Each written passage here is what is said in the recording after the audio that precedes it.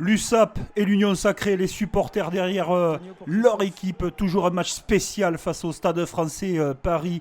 L'USAP face à son destin. L'USAP doit faire un grand match face à l'ogre parisien qui vient chercher des points en terre catalane. Froid glacial, conditions difficiles. Mais Perpignan est mené 3-0 et va être redoutable dès la 10e minute de jeu avec cette action, cette envie incroyable. On sait, après des charges telles que celle de Lam et surtout cet exploit dans la défense de McIntyre, que l'USAP va faire un grand match, au moins en termes d'engagement, d'investissement collectif. Lam qui s'arrache, qui met une énorme déflagration dans la défense, et McIntyre étincelant toute l'après-midi, l'homme du match, on le verra plus tard, qui marque cet essai. 10-9 pour Perpignan face au Stade Français Paris. Le Stade Français Paris qui a un talent à ne plus démontrer cette saison. L'essai de Charles Ward en témoigne. Superbe action et renversement rapide. Prise d'intervalle, prise d'initiative. Paris passe devant, la feinte de passe du demi de mêlée, Joris Second sur un pas et la paire de centre qui brille face aux Perpignanais dépassés sur cette action.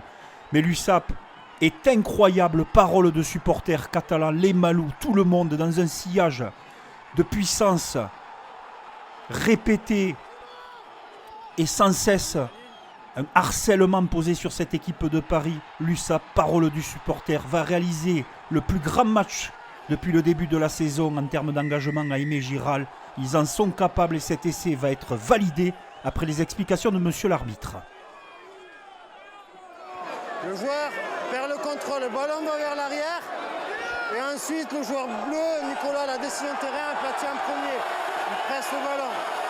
Voilà, vous l'avez entendu, il perd le contrôle du ballon, il est en arrière. Essai de Georges Tisley sous les yeux de Mathieu Acebes puni. Perpignan reprend l'avantage. Perpignan est déchaîné. Perpignan mène de 3 points à la mi-temps. Il reste encore une mi-temps aux Parisiens pour réagir. Les Parisiens ultra courageux, tellement les déferlantes sont impressionnantes. L'engagement des avants perpignanais est total. Le public est en communion avec son équipe. McIntyre, aussi bon au pied dans la transformation des pénalités que dans le jeu à la main. Regardez ce geste sur un pas avec encore un essai de Piula face à Lélé, lui aussi très prégnant dans cette rencontre, indispensable dans cet après-midi catalane, qui se retrouve tel un ailier faire la différence sur l'extérieur. Mais quel jeu de McIntyre et cette passe lumineuse sur un pas derrière, le soutien est permanent et face à Lélé marque cet essai. Perpignan mène 24-14, continue son travail de sape, un jeu très agressif, très engagé, un môle pénétrant dévastateur. Regardez la puissance, les Parisiens sont emportés. Les Malou, lui aussi, auteur d'une partie XXL, est récompensé peu avant l'heure de jeu avec ses coéquipiers Sankeor.